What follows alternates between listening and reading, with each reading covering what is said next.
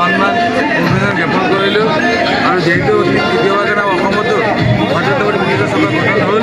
লগে লগে লামডিঙত নদীৰ প্ৰতিষ্ঠা হ'ল তৃতীয়বাৰ কাৰণে কণ্টিনিউ লামডিঙবাসী ৰাইজ ওকে বিধায়ক নামকৰণ দিয়ে তাকে আমি চিৰপ্ৰীত